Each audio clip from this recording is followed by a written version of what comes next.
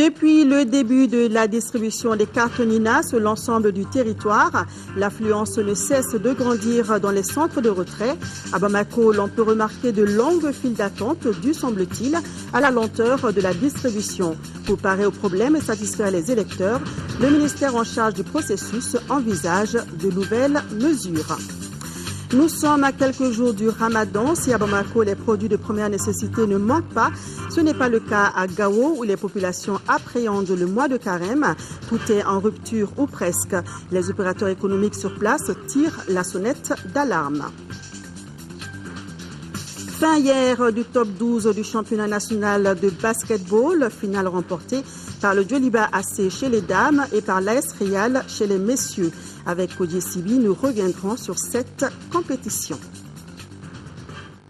Madame, Monsieur, bonsoir. Ce mercredi 3 juillet, le Conseil des ministres s'est réuni en session ordinaire à Koulouba sous la présidence de Diankouna Traoré, président de la République par intérim. Pour en connaître le contenu, avec moi sur ce plateau, Ibrahima Diambélé. Bonsoir. Bonsoir, Daisy Soko, mesdames et messieurs. Bonsoir. Au chapitre des mesures législatives. Sur présentation du ministre de l'Emploi et de la Formation professionnelle, le Conseil des ministres a adopté un projet de loi portant création de l'Institut national d'ingénierie de formation professionnelle. Le système éducatif dans notre pays, malgré les différentes réformes entreprises, est toujours caractérisé par une asymétrie entre l'offre de formation et les besoins du marché du travail. C'est pourquoi le gouvernement, sur la base des conclusions de plusieurs études, a jugé nécessaire de mettre en place une structure de référence en matière d'ingénierie de formation professionnelle. La création de l'Institut national d'ingénierie de formation professionnelle, qui est aussi une recommandation du Forum de l'éducation, s'inscrit dans ce cadre.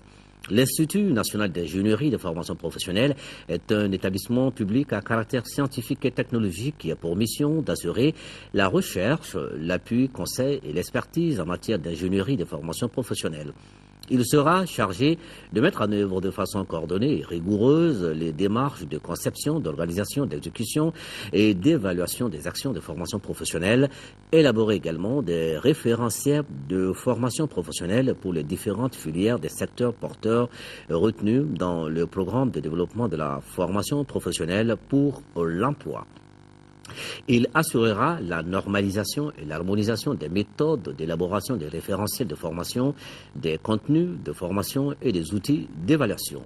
La nouvelle structure héritera pour son fonctionnement des ressources humaines, matérielles et financières des unités de formation et d'appui aux entreprises UFAE. Au chapitre des mesures réglementaires, sur le rapport du ministre de la Justice, de Garde des Sceaux, le Conseil des ministres a adopté un projet de décret portant nomination de notaires en application des dispositions de la loi numéro 96-23 du 21 février 1996 portant statut des notaires et sur demande du président de l'Ordre des notaires du Mali sont nommés en qualité de notaires les personnes suivantes: Maître Salif Karamokotal avec résidence à Bamako, Maître Ousmane Aïdara avec résidence à Kati, Maître Sangaré Zeynab Diallo avec résidence à Mopti, Maître Bakay Sagara avec résidence à Gao. Les intéressés admis ce concours ont effectué un stage d'aspirant notaire dont la durée est de 3 ans. Ils ont en outre été déclarés admis à l'examen de fin de formation professionnelle d'aspirant notaire organisé conjointement par la Chambre nationale des notaires et l'Institut national de formation judiciaire. Au chapitre des mesures individuelles, le Conseil des ministres a procédé aux nominations suivantes. Au titre du ministère de l'économie et de l'action humanitaire, M. Sanidier Al-Kaïdi Touré, administrateur de l'action sociale. M. Inaï Ag Mohamed, inspecteur des services économiques. Chargé de mission, M. Salif Fane, juriste. Madame Mariam Kone, journaliste. Au titre du ministère des Affaires étrangères, de la coopération internationale, ambassadeur en Suisse, représentant permanent du Mali auprès des organisations internationales à Genève, Madame Thiam Aya Diallo, économiste. Au titre du ministère du Commerce et de l'Industrie, conseiller technique, M. Adamassi professeur chargé de mission, M. Abdoulaye Sidibé, journaliste, réalisateur, directeur des finances et du matériel, M. Mohamed Lamine Koulibaly, inspecteur des finances.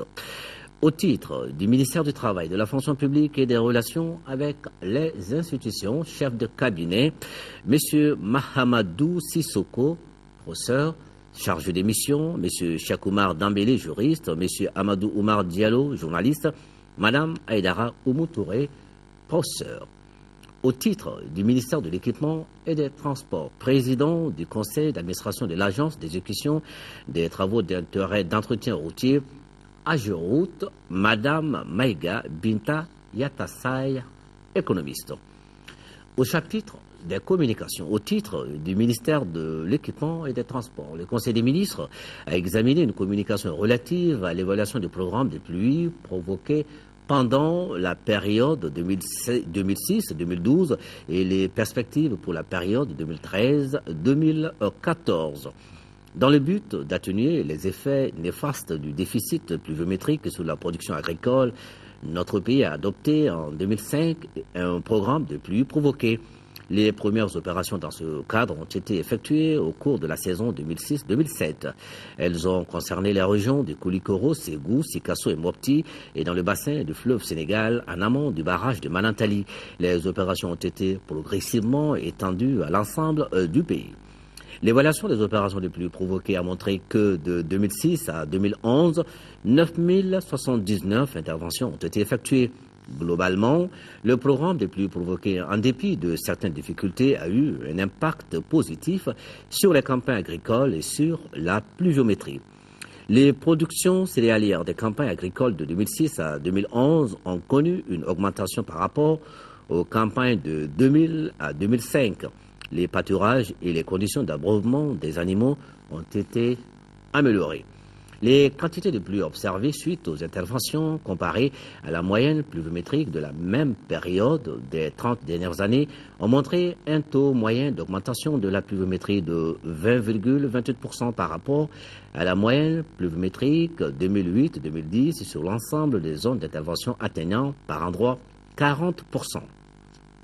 Compte tenu des résultats satisfaisants en ce qui concerne l'amélioration de la pluviométrie et de la production agricole, le gouvernement a décidé la poursuite des opérations au cours de la campagne 2013-2014 après une interruption en 2012.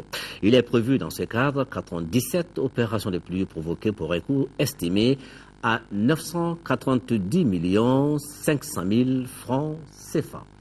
Au titre du ministère de la Culture, le Conseil des ministres a examiné une communication relative à la politique culturelle nationale et son plan opérationnel, dans le but de promouvoir et de valoriser l'énorme potentiel culturel de notre pays. Les autorités ont pris plusieurs mesures et initié de nombreux programmes et projets de développement et de promotion de la culture. Cependant, les efforts de l'État, des opérateurs culturels et des partenaires n'ont pu être suffisamment rentabilisés faute d'un environnement bien structuré et viable. Parmi les faiblesses et les contraintes du secteur culturel, on peut noter l'insuffisance des ressources financières et humaines, le faible niveau de la demande interne et la précarité économique, les capacités d'exportation limitées, l'absence de stratégie globale de planification et de programmation des activités. Le document de politique culturelle nationale du Mali, objet de la présente communication, est élaboré sur la base de ces constats pour créer les conditions nécessaires à la résolution des faiblesses recensées. La politique culturelle nationale, qui a pour objectif de maximaliser la contribution de la culture au développement durable du pays, vise à relever 3 défis. Le développement d'industries culturelles nationales plus performantes, l'accès et la participation de toutes les communautés, tous les groupes sociaux et tous les individus aux moyens d'expression, de production et de diffusion des biens culturels de leur choix, le développement du dialogue interculturel à l'échelle nationale et internationale. La politique culturelle nationale s'articule autour de 3 axes stratégiques: la création de meilleures conditions de travail pour l'ensemble du secteur culturel, le renforcement structurel des différentes industries culturelles et le développement de la performance, le renforcement de la place et du rôle de la culture dans tous les domaines de politique sectorielle. Le document des politiques culturelles est assorti d'un plan opérationnel 2013-2018 dont le coût se chiffre à 108 milliards 26 millions de francs CFA environ. Voilà des Sissoko qu'il fallait retenir du Conseil des ministres de ce mercredi. Merci beaucoup, Ibrahima Diambélé. Revenons sur les activités d'hier du président de la République par intérim. Diankouna Traoré a rencontré hier dans l'après-midi les présidents des institutions de la République. Au cours de cette audience, le président Traoré a confirmé la date du 28 juillet pour la tenue de l'élection présidentielle. Pour ce faire, il a invité les différentes institutions à se mobiliser pour la réussite du scrutin. Écoutons Younoussé Touré, président de l'Assemblée nationale par intérim. Il est au micro de Amadou Sankari. Le Mali qui a traversé cette double crise sécuritaire et institutionnelle est aujourd'hui en train de voir le bout du tunnel, dans la mesure où le volet sécuritaire prévu dans la feuille de route est pratiquement terminé. Il reste le second volet de la feuille de route, l'organisation des élections, qui devrait mettre un terme à la transition. Pour l'organisation des élections, le président de la République nous a fait part de l'ensemble, n'est-ce pas, de l'état de préparation qui est en cours. Je pense que les choses avancent bien. Le président de la République nous a confirmé que la date du 28 juillet est retenue pour organiser les élections présidentielles. Il a souhaité que l'ensemble des institutions de la République se mobilisent pour faire le maximum pour que ces élections se passent dans les bonnes conditions. C'est l'intérêt de notre pays, c'est l'intérêt des populations et c'est l'intérêt également de la communauté internationale. Est-ce que vous avez parlé du cas spécifique de Kidal? Tout ce qui a été prévu pour Kidal est en train de se réaliser. Dans l'accord préliminaire, il est bien prévu que Kidal sera également concerné par les élections présidentielles. Kidal fait partie du Mali. Les élections seront organisées à Kidal à la même date.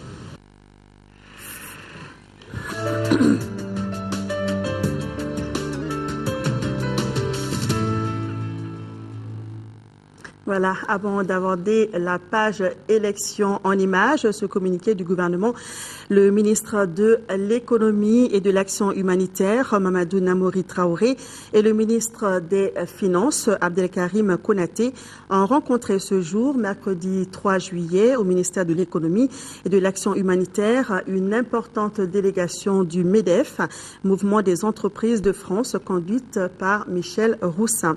La délégation du MEDEF a exposé les domaines d'intervention où opèrent les chefs d'entreprise qui ont fait le voyage de Bamako: l'énergie, l'eau, l'assainissement, les routes, les services, l'aéronautique, la sécurité, le transport, l'hydraulique rurale, le transit, la santé, la fabrication de motopompes thermiques, l'irrigation, la gestion des déchets solides, etc.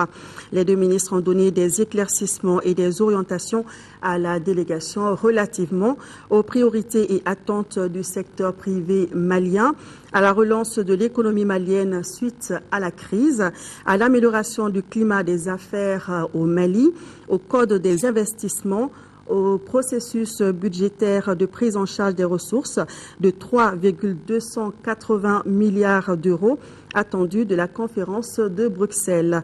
La délégation du MEDEF s'est dite satisfaite des orientations et éclaircissements donnés.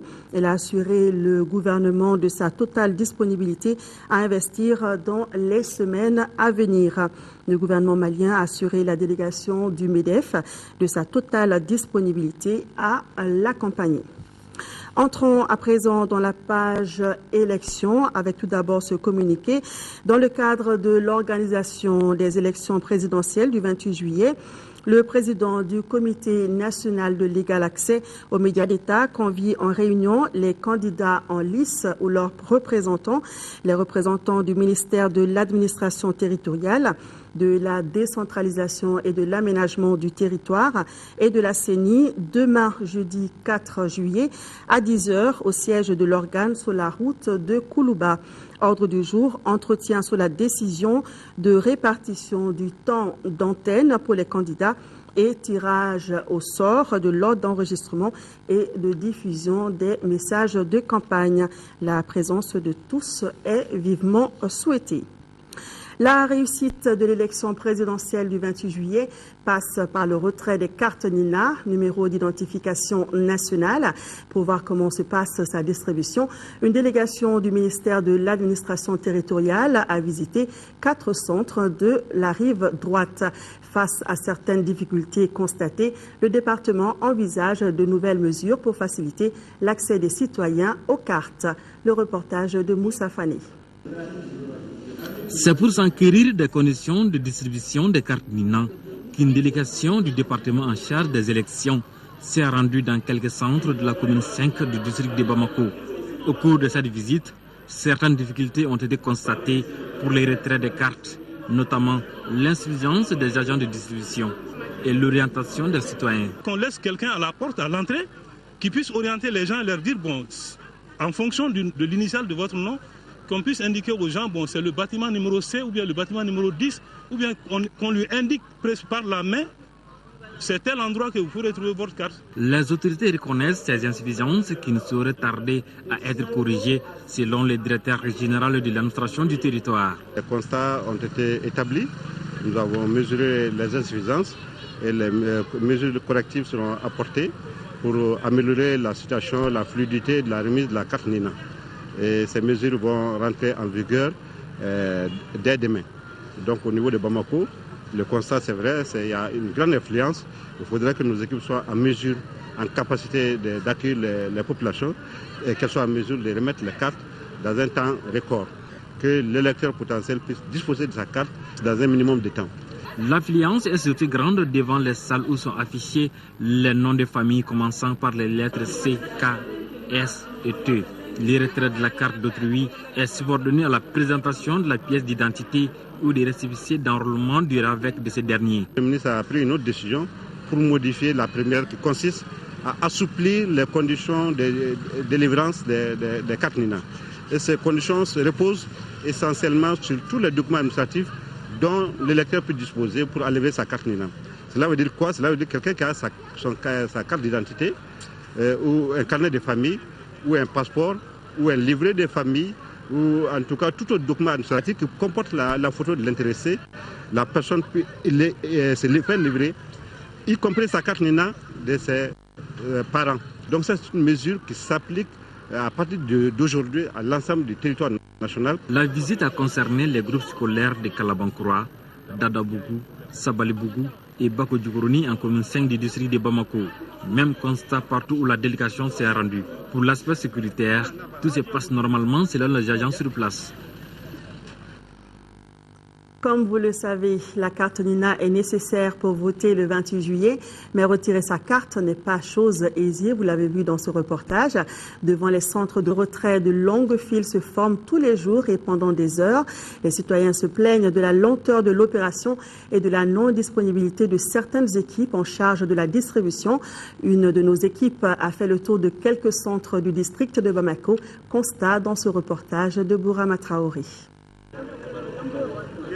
Quand l'intérêt d'une activité est bien compris, l'adhésion devient facile.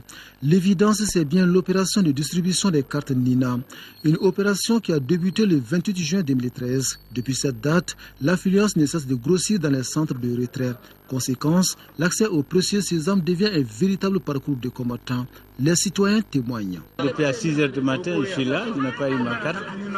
Bon, on est là jusqu'à présent, il n'y a même pas un membre de bureau qui est dans la salle pour nous remettre les cartes. On ne sait pas pourquoi ça, là, on fait ça. Devant les centres de retrait des cartes, de longues files se forment pendant des heures. Officiellement, l'opération doit débuter à partir de 8h précises et prendre fin à 18h. Ce n'est pas le cas dans tous les centres. Témoignage. À chaque fois, on vient, eux, ils commencent le travail à partir de 10h. Et 16h, ils vont fermer tous les bureaux. On est là plus d'une semaine, on cherche nos cartes. Une information vite confirmée au centre de retrait de Boulikassombougou en commune 1, logé dans l'école publique du quartier.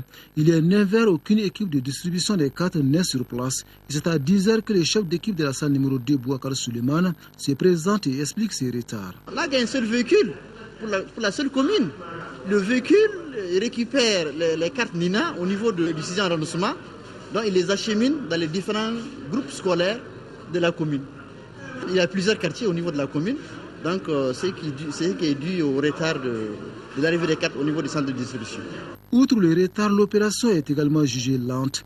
Les agents qui en sont chargés, tous n'ont pas les niveaux requis propos des citoyens. Même constat fait au groupe scolaire de Missira en commune 2. Certaines personnes interrogées proposent au gouvernement de revoir le dispositif en multipliant par exemple les salles de retrait. Contrairement au centre de retrait de Boulikassombougou et de Missira, pas de problème à Tominkourobou en commune 3 du district de Bamako. Ici, l'affluence n'est pas grande et l'opération se déroule normalement. Au jour d'aujourd'hui, nous sommes à 4600 cartes distribuées sur 9750 qu'on a à notre disposition. On est à la moitié des cartes distribuées. Dans les différents centres de retrait des cartes Nina, les forces de sécurité veillent au grain. Aucun incident n'est à déplorer, du moins jusqu'au passage de notre équipe de reportage. Le service se passe normalement. Pour un début, le monde n'était pas à la hauteur, mais actuellement, vraiment, la population commence à sortir. Et de temps en temps, il y a des petites mésententes. Quand même, on parvient à sécuriser les services. On est là pour la sécurité des citoyens qui viennent récupérer leurs cartes et les agents qui sont là pour donner les cartes. Bon, pratiquement, on n'a pas eu de difficultés. Tout va bien ici, tout se passe bien. L'opération de retrait des cartes Nina se poursuit jusqu'au 27 juillet. L'obtention de cette carte est un préalable au vote à l'élection présidentielle à venir.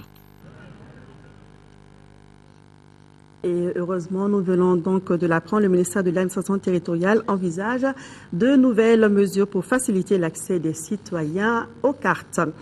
Hors du pays, l'ambassadeur du Mali au Sénégal informe la communauté malienne résidant dans la juridiction de l'ambassade du Mali à Dakar du démarrage de remise des cartes Nina depuis le 28 juin 2013 dans les sites qui avaient abrité l'enrôlement du RAVEC, à savoir la salle de banquet de la chancellerie, la rue Grasland chez Madou Sidibé, secrétaire général du Conseil des Maliens du Sénégal, et au quartier Guédiouaï à la boulangerie Oumar Garba Touré.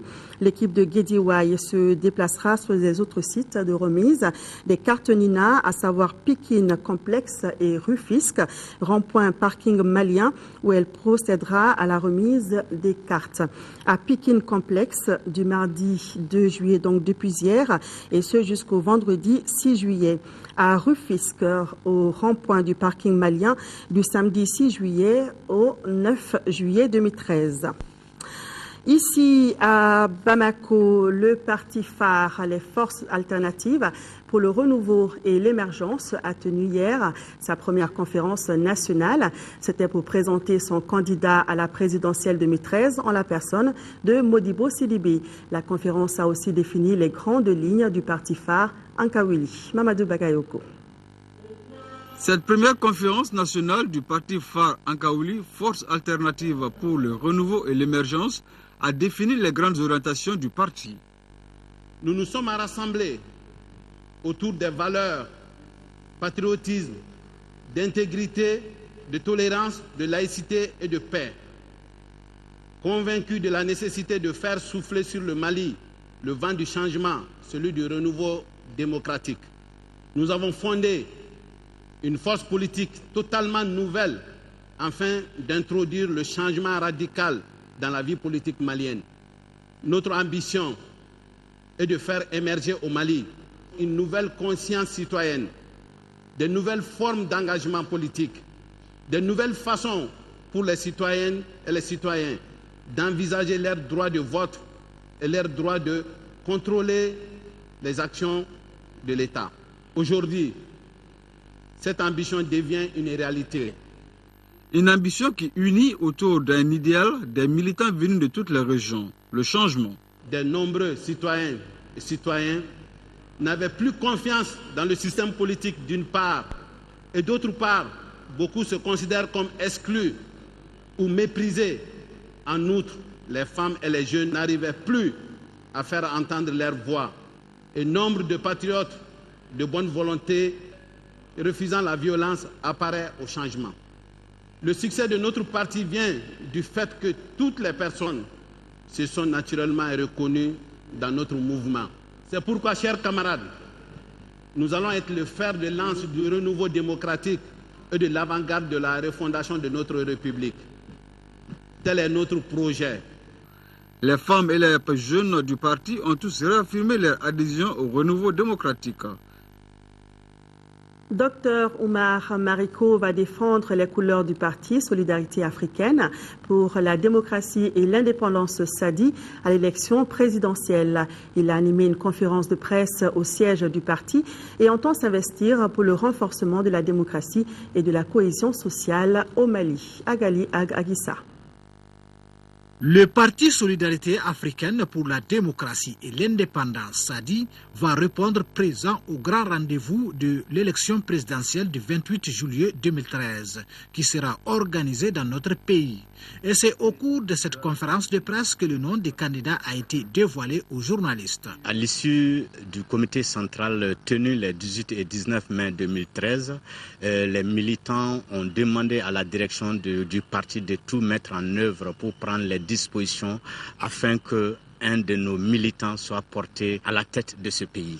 Ainsi, à l'issue des rencontres avec nos autres associations et organisations partenaires qui sont le MP22 et la COPAM, nous nous sommes engagés à porter le docteur Oumar Mariko, à engager sa personne pour qu'il puisse porter notre projet de société en vue d'être élu aux élections présidentielles du 28 juillet 2013. Les leaders du parti SADI se mobilisent déjà pour la bonne réussite de l'élection à venir. Ils invitent ainsi leurs militants à retirer leur carte Nina. Nous croyons ferme là-dessus car nous voyons que l'organisation et surtout l'utilisation du fichier biométrique est un élément utile et la carte Nina qui va servir de carte d'électeur, nous croyons que c'est possible d'organiser des élections crédibles, fiables et transparentes. Mais la condition sine qua non est que les Maliens aillent retirer leur carte Nina car c'est le seul moyen pour eux d'exprimer leur patriotisme et leur citoyenneté. Ouverture ce matin au Centre international de conférence de Bamako du cadre d'interpellation des candidats déclarés aux élections à l'élection présidentielle.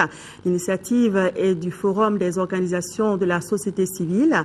Au cours des 4 jours d'interpellation, chaque candidat devra se prêter aux questions relatives à son projet et aux préoccupations des Maliens. Cheikh Oumar Sangari.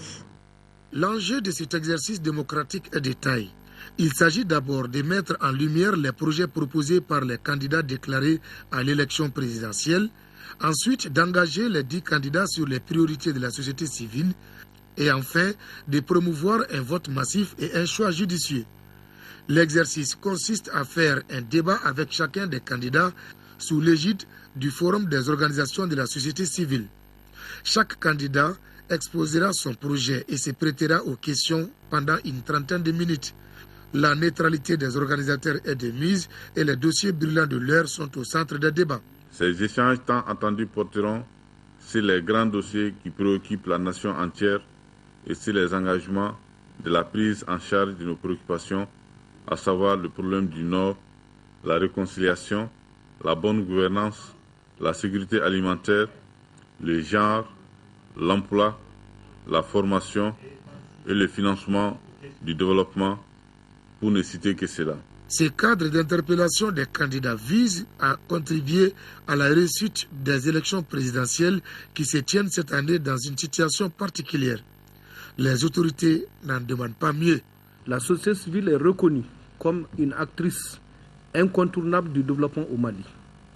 Le gouvernement conscient de cela suit de près et participe à plusieurs de ces actions. C'est pourquoi nous encourageons vivement votre démarche qui vise à contribuer à une meilleure information de la population sur le jeu démocratique en vue de promouvoir un vote utile aux élections présidentielles de juillet 2013.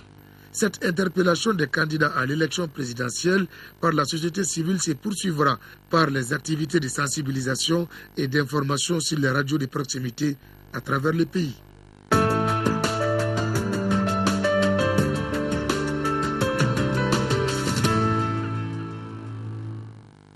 La première dame a procédé cet après-midi au village Kane de Faladje à la pose de la première pierre du second cycle de l'école Mohamed Yuba Sokona. Traoré Mintou Dougouré en a profité pour rappeler aux parents l'importance d'une bonne éducation pour les générations futures. Nyanya Alou Traoré. Dès la rentrée prochaine, l'école Mohamed Yuba Sokona aura désormais son second cycle. C'est la première dame, Traoré Mintou Dougouré, marraine du dit établissement, qui a posé la première pierre. Occasion pour Madame Traoré d'encourager la promotrice pour cette initiative. C'est l'occasion pour moi de féliciter très chaleureusement la promotrice de l'école, ainsi que tous ses collaborateurs pour le magnifique travail abattu par l'école. Partie d'une maternelle avec seulement 9 élèves, l'école a réalisé un bond qualitatif avec aujourd'hui un effectif de 341 élèves, dont 236 filles et 105 garçons. Votre passage au sein de notre établissement en pleine maturité sera éternellement gravé au tableau d'honneur. Au nom de la direction de l'école, des parents d'élèves, des maîtres et tous les élèves, nous vous disons infiniment merci. La première dame de cœur, encore sur un de ses terrains favoris, l'éducation. Après ses innombrables aides aux personnes les plus démunies et celles délaissées, elle s'attaque maintenant au maintien d'une bonne éducation, une scolarisation de masse, tous sexes confondus, et surtout un enseignement de qualité. Pour cela, Traoré Mintou Dougouré exhorte les parents à plus de suivi de leurs enfants. L'avenir du pays, ce sont les enfants. Donnons-nous le temps, chers parents, à passer de temps en temps à l'école pour discuter avec les enseignants au sujet des enfants. Je suis convaincue que le meilleur cadeau qu'on puisse offrir à son enfant, c'est de l'inscrire à l'école. L'occasion était bonne aussi pour Mme Traoré de rappeler aux autorités ainsi qu'aux partenaires au développement l'importance de la scolarisation des filles tant en ville qu'en campagne. A signaler également la remise par l'épouse du chef de l'État d'une enveloppe d'1 million de francs CFA à la direction de l'école. Actualité hors de nos frontières, avec tout d'abord les derniers développements en Égypte. L'ultimatum de l'armée au président égyptien a expiré. Les militaires avaient demandé à Mohamed Morsi de répondre aux attentes du peuple, laissant entendre qu'il devait renoncer au pouvoir. L'armée s'est déployée autour de la caserne où est retranché le président en ce moment, ainsi qu'à proximité des manifestations et de ses partisans. Les militaires appuient un plan qui prévoit une brève période de transition politique, suivie par une élection présidentielle et des législatives. Morsi n'est plus président, la constitution est temporairement suspendue. Lors de la déclaration télévisée, Al-Sisi, le chef de l'armée égyptienne, annonce la suspension de la constitution de façon temporaire et l'organisation prochaine d'élections présidentielles anticipées. Le président de la Cour constitutionnelle est nommé président par intérim d'Égypte. En Afrique du Sud, au moment où Nelson Mandela est toujours entre la vie et la mort, une bataille judiciaire s'est enclenchée autour des tombes de ses enfants, des querelles entre les membres du clan pour respecter le choix de l'ancien président qui souhaite être enterré dans la ville où il a passé son enfance, Kounou. C'est un feuilleton sordide qui déchire le clan Mandela. Alors que la justice ordonne le rapatriement des restes des 3 enfants défunts de Madiba à Kounou, Mandela, le petit-fils, fait appel. Il y a 2 ans, c'est lui qui a déplacé les dépouilles à Mvezo, le village dont il est le chef, sans consulter la famille. Il espérait construire un mémorial pour attirer les touristes, un plan contrarié par les dernières volontés de son grand-père. Madiba a été clair. Il a dit qu'il veut être enterré à Kounou. À son village natal, Mvezo, Mandela a préféré Kounou comme dernière demeure. Kounou, où il a passé son enfance. Kounou qui prie pour son rétablissement. C'est dans ce carré familial du cimetière que la famille devrait être réunie. C'est en tout cas le vœu des gardiens de la tradition Xhosa. Ils sont persuadés que le déménagement d'une partie des défunts a contrarié les ancêtres, que cela prolonge l'agonie de Mandela qui n'arrive pas à trouver la paix. Il peut y avoir des querelles dans la famille, des luttes intestines, tout simplement parce que les esprits des ancêtres ne sont pas en paix. Cette séparation, ça a été une insulte aux esprits des ancêtres. Des querelles dont la presse a fait ses choux gras. Alors que le clan se déchire, Madiba est toujours entre la vie et la mort, à l'hôpital de Pretoria, où les Sud-Africains l'accompagnent. Je crois qu'il est temps qu'il parte maintenant. Personne n'est éternel. Je lui souhaite le meilleur. Que Dieu le protège, on a encore besoin de lui. Après ce conflit de sépulture, les Sud-Africains redoutent d'autres querelles chez les Mandela, cette fois pour l'héritage du patriarche. Restons sur le continent avec l'essentiel de l'actualité en bref et en images. La fin de la visite en Afrique du président américain Barack Obama, visite qui s'est achevée en Tanzanie. En Guinée, Saïd Djinnit réussit à réunir l'opposition et le parti au pouvoir. Et tout de suite au Sénégal, l'ancien président tchadien Hissène Habré a été inculpé. Sale temps pour Hissène Habré, âgé de 70 ans. L'ancien président tchadien est inculpé de crimes de guerre, crimes contre l'humanité et torture. Il est placé en détention préventive. La décision rendue mardi à Dakar plonge dans les mois des partisans d'Hissène Habré venus le soutenir. Les avocats de l'ancien homme fort de N'Djamena dénoncent une décision illégale. Après 2 semaines de tension, l'opposition et le pouvoir guinéen renouent le fil du dialogue sous l'égide de Saïd Djinnit, le facilitateur de l'ONU. Une première réunion s'est tenue mardi à Conakry. Cette rencontre a débouché sur des avancées significatives. Le gouvernement, la majorité présidentielle et les partis d'opposition se sont mis d'accord sur les questions inscrites à l'ordre du jour. Ces questions seront débattues et normalement approuvées lors d'une nouvelle réunion. Ambiance carnavalesque pour la fin de la première grande tournée africaine de Barack Obama. Mardi à Dar es Salaam, en Tanzanie, le président américain a appelé à la mobilisation pour développer l'accès à l'électricité sur le continent, dont son père est originaire. Cet appel s'inscrit dans le cadre de la campagne de promotion de son plan d'aide à l'électrification, baptisé Power Africa. Ce plan, doté de 7 milliards de dollars, vise à doubler le réseau électrique en Afrique au sud du Sahara. Retour à l'actualité nationale. La conseillère en charge du développement à l'ambassade de Norvège au Mali, Alida J. Boy, a été élevée hier mardi au grade de chevalier de l'Ordre national à titre étranger. C'était à la faveur d'une cérémonie au cours de laquelle le ministre de la Sécurité intérieure et de la Protection civile a procédé à sa décoration au nom du président de la République. Une décoration pour ses nombreuses actions en faveur de la bonne coopération entre son pays et le Mali.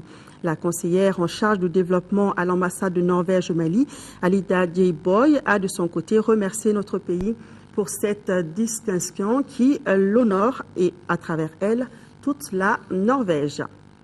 Le Sénégal vient de lancer l'emprunt obligataire par appel public à l'épargne dans l'espace UEMOA.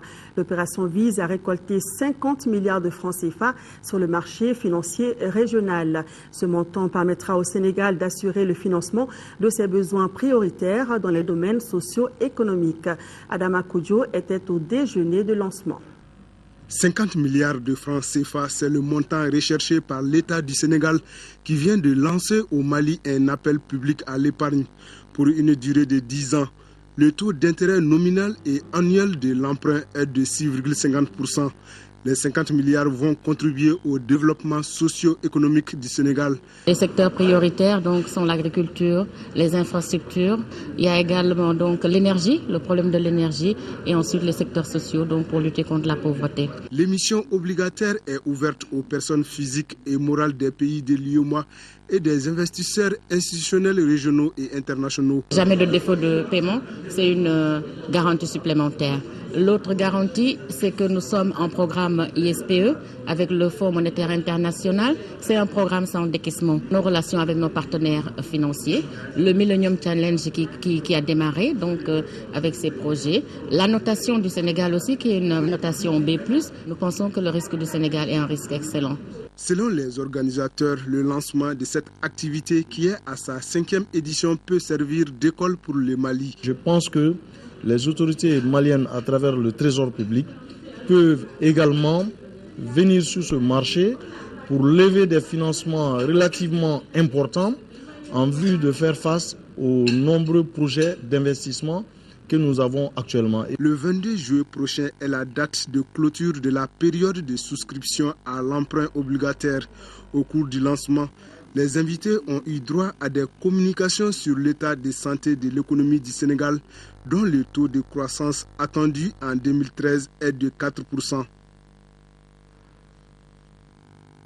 Ouverture ce matin de la 8e session ordinaire du comité de pilotage du programme d'appui au secteur agricole, un projet d'environ 13,5 milliards de francs CFA qui couvre uniquement la région de Mopti.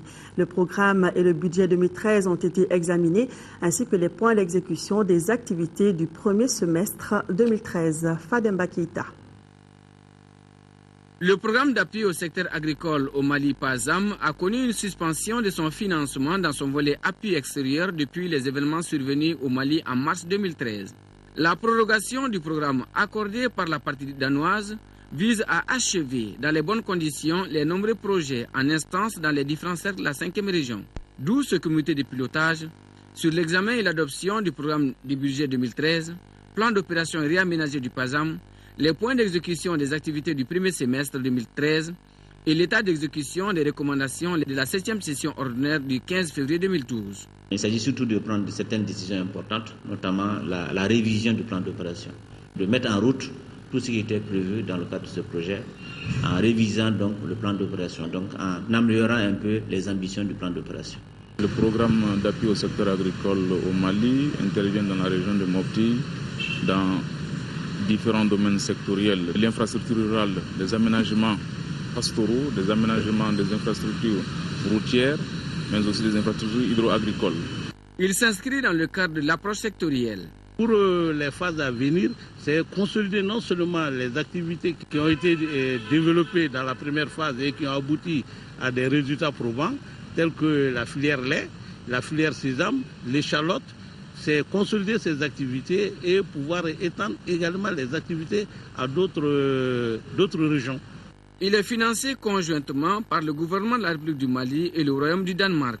Le programme réalise ses activités à travers 3 composantes. Composante 1, l'appui institutionnel. Composante 2, la réalisation des infrastructures rurales dans les collectivités locales. Et la dernière composante, dite de développement local, appuie les coopératives paysannes de la région de Mopti.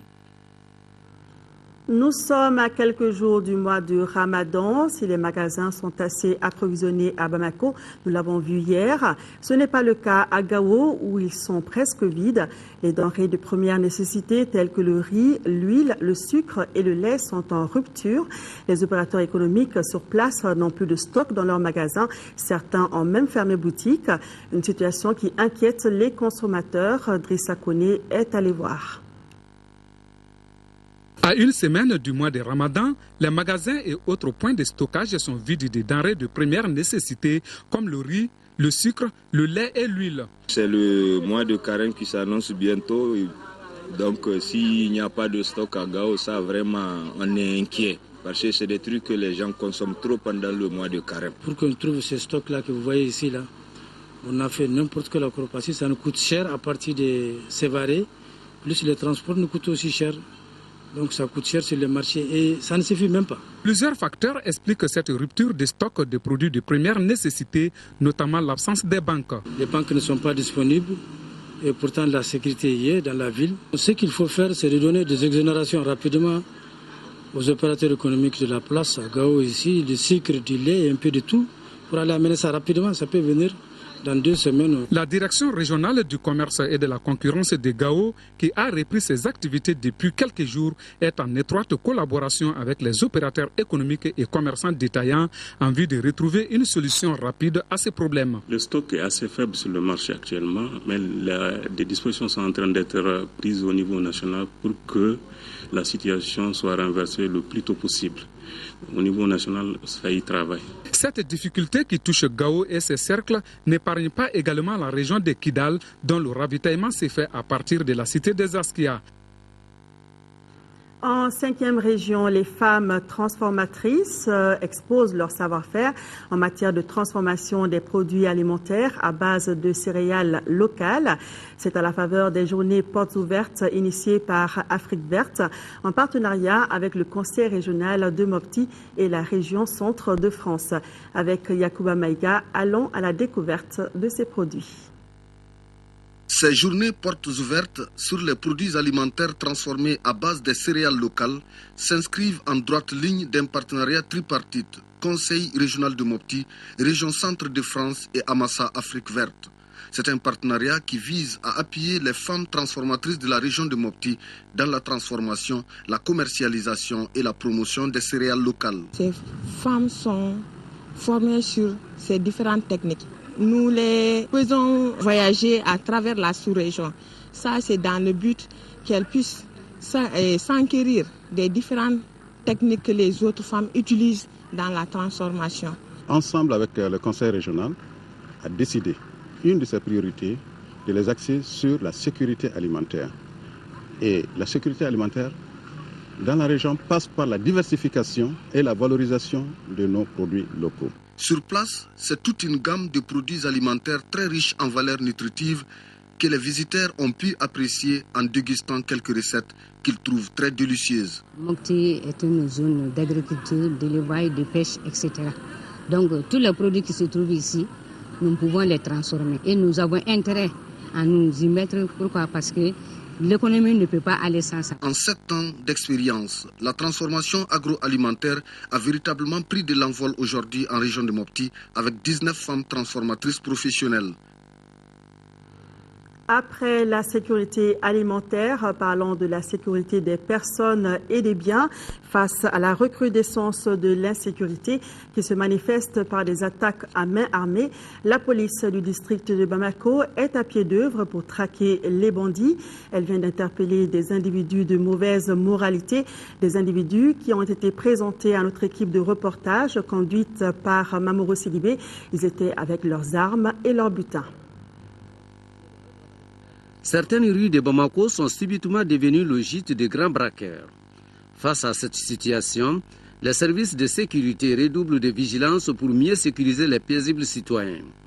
C'est alors que plusieurs interpellations ont été faites dans les commissariats du 2e et 12e arrondissement. Le 19/6/2013, un certain Youssouf Kone a été interpellé à Amdalaï à l'occasion d'une patrouille. Le 22 également, il a interpellé un certain Amadou Touré. Là, la patrouille est venue juste quand il braquait à l'aide de ce coupe-coupe que vous voyez. Le 24, la patrouille aussi a interpellé Banin Touré. 2 jeunes gens, un certain Mamadou Diara dit Pouxi et un certain Ibrahima Sanogo dit Papi, qui sont vraiment reconnus comme étant des braqueurs. Au carrefour Oumsang, à proximité des cimetières de Djiribougou, un couple passait, ils les ont braqués avec un pistolet. La même nuit, à 3h30, on a arrêté Mamadou Diara Pouxi et nous a conduit vers son second, Ibrahima Sanogo, dit Papi. Ils nous ont dénoncé par exemple un certain Bati, on l'appelle Bati, mais il est de Maladiko. On nous a dénoncé aussi un certain Lassina. Et le 5e n'est pas en réalité un braqueur, mais ça c'est aussi une autre catégorie de bandits. Lui, je crois qu'au début de la nuit, il a eu des problèmes, des altercations dans sa famille avec son jeune frère autour d'une histoire de viande. Donc il l'a menacé avec vous. Vous imaginez quelqu'un qui porte un pistolet et 3 coupes L'interpellation du 7e arrondissement concerne un groupe qui a fait du vol des motos une entreprise bien organisée. Le premier qui a été interpellé, il s'appelle Sidi Khalil Koulibaly. Le second, il s'appelle Khalifa Samake. Et le troisième, Soumaïla Koulibaly. C'est des individus malfrats comme lui qui lui apportent ses motos. Et lui, il est chargé de procéder à des modifications en vue de les écouler sur le marché. Pour encore tromper la vigilance des clients, il va mettre sur sa facture un grand revendeur de motos. L'enquête est en cours pendant que leurs complices en cabale sont vivement recherchés. Intéressons-nous à un autre fléau, l'exploitation sexuelle des enfants à des fins commerciales au Mali. Une situation qui interpelle tout un chacun pour une prise de conscience visant à éradiquer ce phénomène de nos sociétés. À cet effet, l'ONG ECPAT Luxembourg vient de publier une bande dessinée intitulée Les mésaventures de Ramata et Wandé. Bande dessinée présentée à la Cité des enfants, suivie par Nando Dameli. Les mésaventures de Ramata et Wandé, selon son auteur, est une histoire, un vécu pour certains enfants qui ont été, à un moment de leur vie, exposés ou même victimes de violences sexuelles. Son élaboration veut rompre le silence autour des enfants vulnérables ou victimes d'exploitation sexuelle. C'est intolérable, plus jamais cela. Nous ne dirons jamais assez que l'exploitation sexuelle des enfants, sous toutes ses formes, est un crime contre l'humanité. Et pourtant, nous assistons partout dans le monde à un drame qui est remis par chacun, mais si rarement dénoncé. La cérémonie de lancement qui a regroupé plusieurs enfants a enregistré la présence de responsables d'ONG et d'associations évoluant dans le domaine de la lutte contre les violences faites aux enfants. L'initiative est appréciée à sa juste valeur par le département en charge de la promotion de l'enfant. L'absence des données chiffrées sur le nombre d'enfants victimes d'exploitation sexuelle à des fins commerciales fait passer ce phénomène sous silence qui demeure ainsi un réel défi dans son éradication. Un sketch et une projection d'une autre bande dessinée sur l'exploitation sexuelle des enfants ont marqué la cérémonie. Sport, basketball, les dames du Joliba AC et les messieurs de l'AS Real ont remporté hier la phase top 12 du championnat national. En dames, le Joliba AC a battu le Stade Malien 54-46. Chez les messieurs, l'AS Real a gagné 66-60 devant l'USFAS. Les mêmes équipes se retrouveront pour les play-offs du championnat. Le reportage de Kodi Sibi. Quel que soit le niveau de l'une ou l'autre formation, Stade Malien de Bamako, Joliba Athletic Club reste l'affiche la plus attrayante de notre basket. Le Stade Malien, qui a rarement perdu cette saison, a la faveur des pronostics. Mais les Rouges du Joliba sont crédités d'un bon départ avec un jeu intérieur bien huilé qui prend le dessus sur la défense du Stade Malien. Les partenaires de Kankou Koulibaly se contentent d'actions sporadiques et sont logiquement menés à la mi-temps 36-22. Troisième acte de jeu, les stadistes commencent à se retrouver. Les Jolibis sont sereines grâce à l'écart qu'elles ont pu se faire. Fort de cette avance, le manager Jolibis essaie de tourner son effectif. C'était sans compter avec la détermination du Stade Malien de refaire son retard. Les tirs extérieurs de la meneuse Awa et les pénétrations de Fatmata Bagayoko font des ravages dans la défense Jolibis. Mais dans le Money Time, les joueuses du Joliba, à l'image de Fatim Guindo, gèrent bien les possessions et l'emportent 54-46. Auparavant, en série messieurs, l'USFAS, l'invité surprise de la finale, croisait le fer avec l'AS Real. Les militaires tombeurs de l'AS Police font mieux que se défendre. Les Scorpions du Real ont recours à des tirs extérieurs pour venir à bout d'une équipe volontaire de l'USFAS, 66-60. Ces différents finalistes se retrouveront pour les play-offs. Stade Malien Joliba Athletic Club en dames et AS Real USFAS en série messieurs. Voilà, c'est tout pour cette édition. Merci de l'avoir suivi. Demain, 10h, 13h, Aïssata Ibrahim Maïga.